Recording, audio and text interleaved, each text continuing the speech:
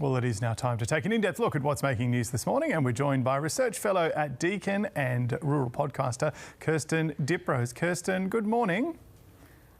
Good morning, James and Bridget. Hey. Now, eagle-eyed viewers will know that you have been travelling up into Northern Australia, right around. There's been car repairs that I've seen. Caravan seems to have held up pretty well. Not sure how the family's doing. You're now nearly back home, is that right? Nearly back home. I'm in a house and I've got some different clothes on from the sort of same set of 4 or 5 shirts that I've had the entire way. So it's pretty exciting, but it's been a great trip. The Great Australian Road Trip. I must admit, I'm just a little bit jealous. I'd love to take a caravan up where you've been. Let's get on to the day's news. Tell us about this story in The Age about gangs hunting girls. Look, this is an incredibly disturbing sort of a story, and we're going to hear the full details of it today from the chief of the AFP, Chrissy Barrett, who has a National Press Club address. And it's a global phenomenon, and it's really something that parents need to be aware of, where young men and teenage boys are targeting vulnerable girls online in a sort of gamification, getting them to do really awful, sadistic stuff. It's the stuff that makes your stomach churn and you don't really want to talk about it on morning TV, but it's something that we really need to be aware of. So they're using games like Roblox and also messaging apps like Discord and Telegram. And on those, girls are groomed and then often blackmailed. So the girl might send something, an image of herself, and then blackmailed to then self-harm or harm a sibling or a pet in a really serious, awful way. So that's what Chrissy Barrett is talking about. The AFP has set up a new task force and is working with international authorities, and there have been 3 local arrests as well. So we will be finding more about this. This is clearly a discussion that will be ongoing. We know we've got that social media ban coming in December 10. Not sure, though, whether Roblox and Discord, those messaging apps, are actually included in that. It's mainly targeting, Instagram and Facebook, TikTok. So I think this is a conversation that is ongoing.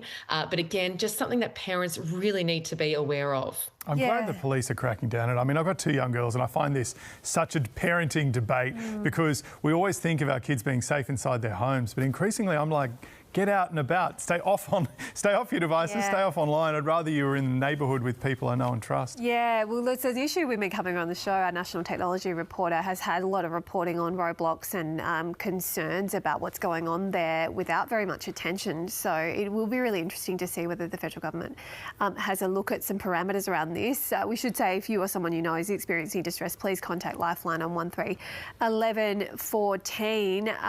Now, Kirsten, let's go to what's being called a cyclone of controversy. It is the bomb website. People are up in arms because, of course, the Bureau of Meteorology's website was there. It looked the same for a very long time and there have been some changes. Now it looks like maybe the federal government will step in. That's right. When a new website's launched, normally there's great fanfare, but in this case, the Federal Environment and Water Minister, Murray Watt, has stepped in a statement to the Herald Sun. He says that he's requested a meeting with the acting CEO of the BOM to discuss the public's concern with the new website and urging for some urgent improvements.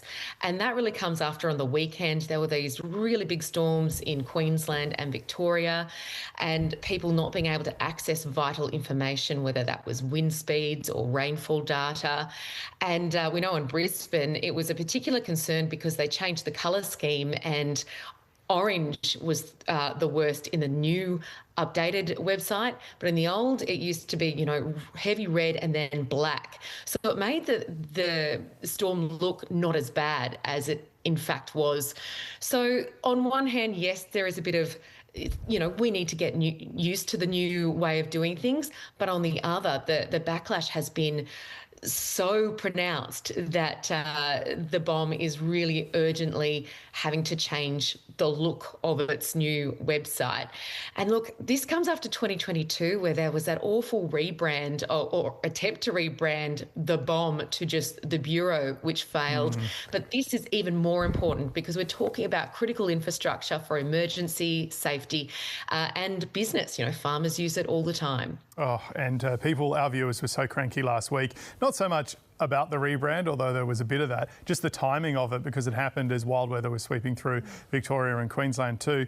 Just to this final topic, we've been covering this a bit already this morning. The headline in The Guardian is "All Fail Caesar." I don't know how you get the wrong Caesar. I'm sure there's a good reason that this didn't happen, but goodness me, I feel for those poor students.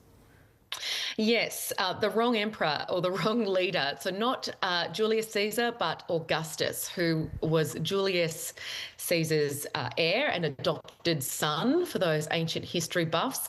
I know I studied ancient history for my Year 12 exams, and I probably would have been freaking out if I had learnt a day or two before sitting the exam that I had indeed studied the wrong topic. And that's what's happened. You know, the exam in Queensland is today, and it only was revealed yesterday that some high schools, including Brisbane State High, have studied the wrong topic. So really feeling for those students today, and the Queensland Curriculum and Assessment Authority is now checking with 172 schools to make sure that the numbers aren't higher. Now, there is that misadventure application that these schools can then, you know, use so that students receive special consideration when sitting these exams.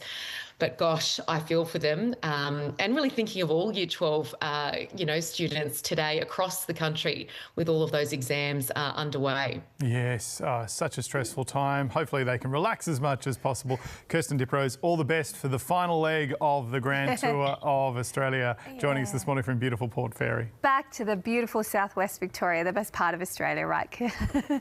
Agreed, absolutely. Thank you. Yeah, so good to see you.